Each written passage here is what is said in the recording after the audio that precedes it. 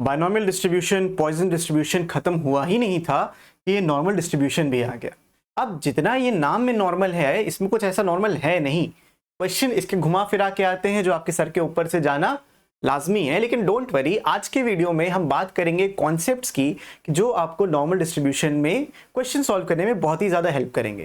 तो इसको मैं दो पार्ट में बनाऊंगा, एक में मैं सिर्फ आपको कॉन्सेप्ट प्लस एग्जाम्पल समझाऊंगा और दूसरे पार्ट में एक्सरसाइज 9.6 का पूरा सोल्यूशन आपके लिए ला के दूंगा।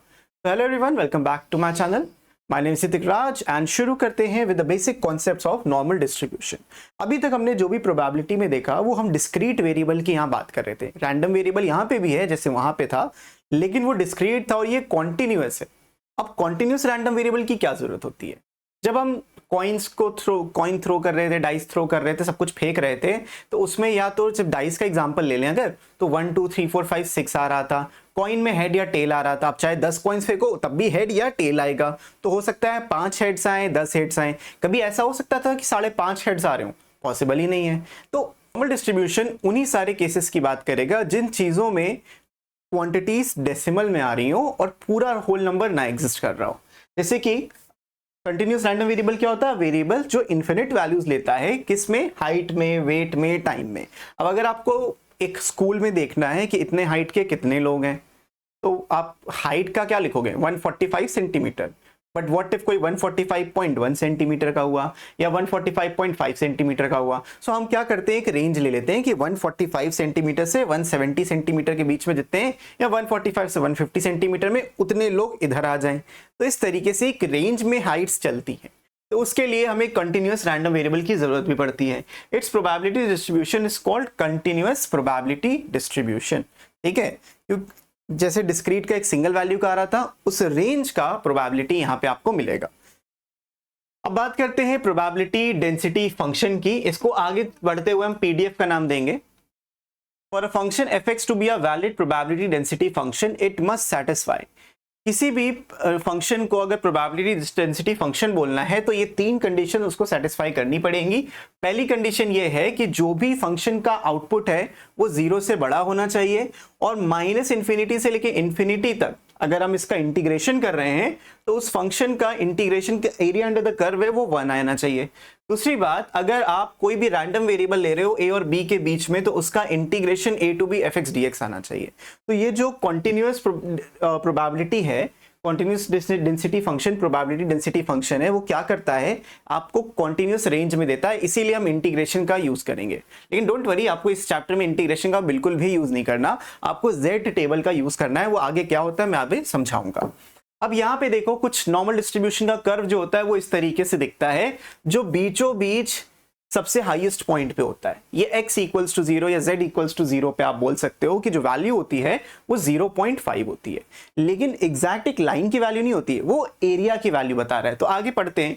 नॉर्मल डिस्ट्रीब्यूशन के कुछ फीचर्स हैं, ये सब आपको एमसीक्यूज में मिल सकते हैं या वाइवा में पूछा जा सकता है, तो कहीं भी आ सकता है। नॉर्मल डिस्ट्रीब्यूशन को हम गॉसियन डिस्ट्रीब्यूशन भी बोलते हैं। ये बेल शेप का कर्व होता है और सिमेट्रिकल अबाउट द मीन होता है। अब मीन हमेशा x इक्वल्स टू 0 या z इज इक्वल्स टू 0 पे ही आपको मिलता है। तो it is a bell shaped and symmetrical about the mean. तो जो जितना एरिया लेफ्ट साइड में है उतना ही एरिया राइट साइड में आपको मिलेगा। अब जो प्रोबेबिलिटी डेंसिटी फंक्शन की मैं बात कर रहा था वो कुछ इस तरीके से दिखता है। अगर ये विजिबल कम है तो मैं आपके लिए दोबारा लिख दे रहा हूं। The function itself is 1 upon sigma. ये जो सिग्मा है ये स्टैंडर्ड डेविएशन बताता है, √2 पाई e की पावर माइनस का 1/2, और यहां पे आता है x माइनस म्यू, यानी म्यू का मतलब मीन होता है जिस भी आप रैंडम वेरिएबल की बात कर रहे होगे, और डिवाइडेड बाय सिग्मा का होल स्क्वायर। अब तुम खुद सोचो, ये फंक्शन अगर आपको करने को आता, डायरेक्टली सॉल्व करने में तुम्हारा क्या होता? ऑल्दो आना नहीं है, लेकिन तो फॉर्मूला क्यों पढ़ रहे हैं हम? अगर आना नहीं है, एमसीक्यू में आ सकता है, तो उसमें तो छोड़ के थोड़ी आना एक नंबर। तो म्यू का मतलब यहाँ मीन था, सिग्मा का मतलब स्टैंडर्ड डेविएशन, पाई का मतलब पाई, ई का मतलब ई। बहुत ही इंपॉर्टेंट ये इक्वेशन बन जाती है। This formula gives the height of the normal curve at any point x, the area under the curve between 2 points gives the probability. जो फंक्शन है, अगर मैं x की वैल्यू रखूंगा तो मुझे हाइट मिलेगी। हाइट मतलब जैसे मानो यहाँ पे कहीं y एक्सिस था तो तुमको ये हाइट मिलेगा।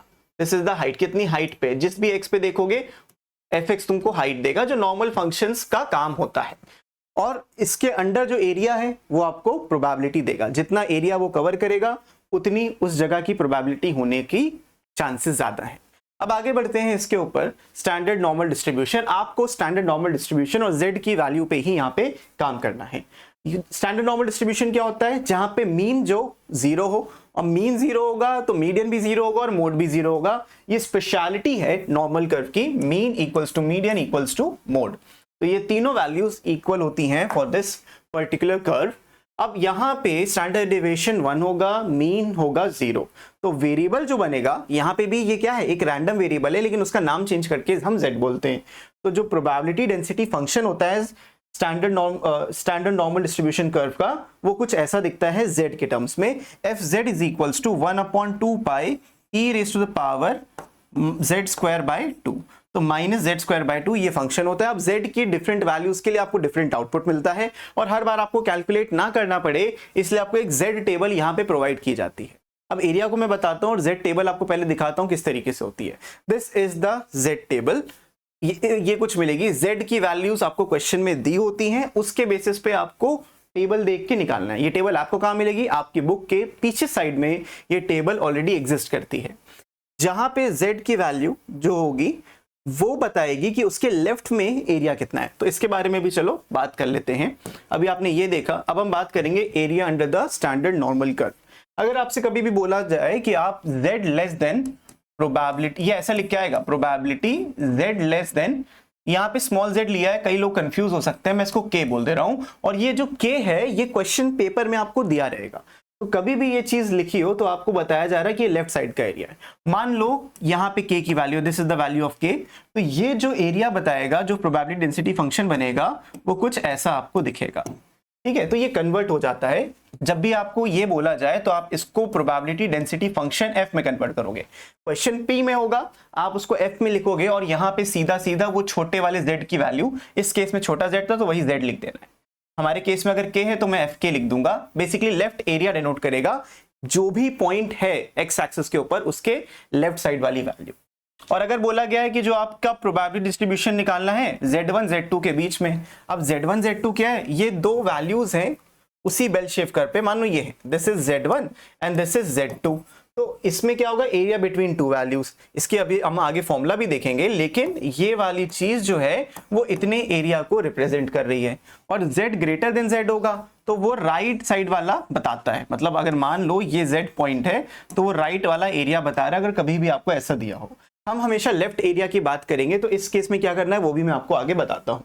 क्यूमुलेटिव डिस्ट्रीब्यूशन फंक्शन, ये CDF को याद रखना, यहाँ पे f बन जाता है। जैसे मैंने बोला p को हम f बनाते हैं यहाँ पे -∞ से लेके z तक, यानी कि -∞ इस तरफ होगा, इंफिनिटी इस तरफ होगा। हम लोग क्या कैलकुलेट करते हैं, हम कैलकुलेट करते हैं ये वाला area, the area under the curve from -∞ to whatever the point is given. तो ये z जो लिखा है इंटीग्रेशन में वो इसीलिए लिखा है कि आप -∞ से z तक जो कर्व है उसको इंटीग्रेट कर रहे हो। और कर्व क्या होता है, 1/रूट में 2 पाई e की पावर -z²/2, उसको इंटीग्रेट कर रहे हो विद रिस्पेक्ट टू dz। तो ये बहुत ही वास्ट कर्व होता है। आपको यहाँ पे इसको सॉल्व नहीं करना, बस फॉर्मूला याद रखना, ताकि कभी अगर MCQ में आ गया तो तुम फॉर्मूला लिख पाओ। ठीक है, तो ये बस बता रहा हूं क्या होता है क्यूमुलेटिव डिस्ट्रीब्यूटिव फंक्शन, ये पूरा एरिया को कैलकुलेट करता है। अब कैसे आपको कैलकुलेट करना है probabilities using the z table, वो चीज समझ लेते हैं। सबसे पहला काम आपको ये करना है, जो भी आपको x का टर्म्स दिए होंगे उसको आपको z में कन्वर्ट करना है। उसका ये सिंपल सा फॉर्मूला है, z is equals to x minus mu upon sigma. यहाँ पे म्यू मीन होता है, ये सारी चीजें आपको क्वेश्चन में दी होंगी, और सिग्मा का मतलब होता है स्टैंडर्ड डेविएशन। हमें फिर z टेबल देखना है fz की वैल्यू निकालने के लिए, और इन आइडेंटिटीज का यूज करना है। आइडेंटिटीज देखो किस तरीके से आपको बोला गया है कि इस तरीके से प्रोबेबिलिटी कैलकुलेट करो कि एक सर्टेन रेंज से छोटा हो, मतलब इस z से छोटा हो तो आपको डायरेक्टली fz लिख देना है। अगर ग्रेटर देन बोल दिया तो 1 माइनस fz लिखना है। ऐसा क्यों? क्योंकि जब भी हम बेल शेप कर्व की बात करते हैं, यहाँ पे जो भी बेल शेप कर्व था, इस पूरे का जो एरिया होता है, यहाँ का जो पूरा एरिया होता है वो 1 यूनिट होता है। Area under the curve is 1। और ये चीज मैंने स्टार्टिंग में भी बताई थी आपको कि जो एरिया होना चाहिए -∞ से इंफिनिटी में, उस फंक्शन के लिए वो क्या होना चाहिए, 1 होना चाहिए। जैसे आपने नॉर्मल इसमें पॉइजन डिस्ट्रीब्यूशन में भी देखा, बायनॉमियल डिस्ट्रीब्यूशन में भी देखा कि सबका जितनी भी प्रोबेबिलिटीज थी उन सबका सम 1 था। तो यहाँ पे भी जितना भी रेंज में प्रोबेबिलिटी है इस पूरे कर्व के अंडर जो एरिया होगा वो 1 होगा। तो इसीलिए मान लो हाँ गया ये रहा, तो हमें z ग्रेटर देन z निकालना है। This is your bell shape curve. मान लो ये वाला तुम्हारा बेल शेप कर्व है और तुमको इन्होंने बोला z ग्रेटर देन z निकालो। तो z ग्रेटर देन z निकालने का मतलब आपको ये वाला एरिया कैलकुलेट करना है। तो इस एरिया को कैलकुलेट करने के लिए क्या करोगे, पूरे कर्व का जो एरिया होता है वो 1 होता है, पूरे कर्व का एरिया 1 होता है और मैं ये लेफ्ट वाला एरिया माइनस कर दूंगा, माइनस ऑफ fz। इसीलिए माइनस करके fz लिखते हैं क्योंकि ये fz है क्या, माइनस इंफिनिटी से लेके z तक के बीच में जो एरिया है, एरिया अंडर द कर्व है, उसको कैलकुलेट करता है। और अगर z1 z2 के बीच में है तो z2 f of z2 minus f of z1 करना है। अब ये क्यों हुआ वो भी समझ लो। फिर से एक कर्व बना लेते हैं। This is your bell shape curve. Let's say इस पॉइंट पे z1 है और यहां कहीं z2 है। आपको निकालना है जो डिस्ट्रीब्यूशन है, प्रोबेबिलिटी डिस्ट्रीब्यूशन है, वो z1 z2 के बीच में क्या है, मतलब आपको ये बीच का एरिया निकालना है। उसके लिए क्या करोगे, आप fz2 लिखोगे। जैसे आपने fz2 लिखा, ये इससे पहले का एरिया पूरा कैलकुलेट करके दे देगा, जिसमें ये लेफ्ट वाला भी एरिया है जो हमें नहीं चाहिए था। और जब आपने माइनस किया fz1, मतलब आपने ये वाला एरिया उससे हटा दिया, तो आपके पास सिर्फ ये वाला एरिया बच जाएगा, which is the area between z1 and z2। तो इन पॉइंट्स का ध्यान देते हुए ही आपको इसको काम कराना है। इसके बाद कुछ पॉइंट्स और हैं, उन पॉइंट्स का भी ध्यान देना था। इस जगह पे जो CDF है यानी क्यूमुलेटिव डिस्ट्रीब्यूशन फंक्शन है, उसकी कुछ प्रॉपर्टीज हैं। f इन्फिनिटी मतलब पूरे माइनस इन्फिनिटी से लेके इन्फिनिटी तक का जो एरिया होगा वो 1 होगा। f0 मतलब अगर इस ग्राफ के मैं बीचों बीच तक एक लाइन खींच दूं एकदम 0 पॉइंट पे, तो ये हाफ हो जाएगा। It make sense also. Mean अगर 0 है तो आधा एरिया इधर है, आधा एरिया इधर है, तो 0.5 एरिया इधर है, 0.5 एरिया इधर है, तो f0 की वैल्यू 0.5 होगी। Very very important. हमें जो टेबल दी होती है जनरली पॉजिटिव z वैल्यूज के लिए दी होती हैं। तो क्वेश्चन अगर नेगेटिव में पूछ लिया कि भाई f माइनस z बताओ, तो f माइनस z के लिए आपको क्या करना है, 1 माइनस f ऑफ z। तो f माइनस z के लिए भी सेम काम करना है और z ग्रेटर देन z के लिए भी सेम काम करना है। इसको हम क्वेश्चंस में देखेंगे तो ज्यादा अच्छे से समझ में आएगा। अब z वैल्यू कैसे कैलकुलेट करनी है, इस चीज को आप देखो। मान लो कहीं पे भी आपको मिल गया कि f आपको कैलकुलेट करना है f ऑफ लेट्स से 1.35, ऐसा कुछ दिया है 1.35। तो आपको करना क्या है, सबसे पहले तो z वैल्यू में 1 ढूंढना है। तो आप यहां पे देख सकते हो, मैं इसको जूम करता हूं, देखो ये है आपका z में 1, ये वाली वैल्यू जो है वो z में 1 आपको देखो दी गई है। दिस इज z में 1 और 1.35 मैंने लिखा था, राइट। एक सेकेंड, 1.35 तो 1 में गए, फिर 1.3 में गए, तो 1.3 आपको देखो इस तरफ मिलेगा। 1 पे नहीं जाके हम 1.3 देखेंगे, वी गॉट 1.3। अब 1.35 लेना है, तो 1.35 का मतलब क्या है, 1.3 वाली रो में जाओ और 0.05 कॉलम में जाओ। एसेंशियली इस नंबर को इस नंबर में आप ऐड करोगे और इनके इंटरसेक्शन से जो वैल्यू मिलेगी वो आपका आंसर हो जाएगा। मतलब यू विल गेट 0.991149। आप इसको राउंड ऑफ करके 4 डिजिट डेसिमल प्लेसेस तक लिखो, मतलब पॉइंट के बाद 4 प्लेसेस आपको यहाँ पे यूज करना है। तो you can write it like this 0.911, क्योंकि 49 लिखा है, मैं राउंड ऑफ करके 15 लिख देता हूँ and this will be your answer. तो z की वैल्यू देख के आप डायरेक्ट आंसर यहां से बना सकते हो। क्या ये बात समझ में आ रही है? और तुम देखोगे f 0.0 पे 0.5 ही है, एग्जैक्ट वही वैल्यू जो मैंने आपको बताई थी। तो इस तरीके से z वैल्यूज काम करती हैं। क्वेश्चन में आपको डायरेक्टली भी z दिया हो सकता है और x भी दिया हो सकता है।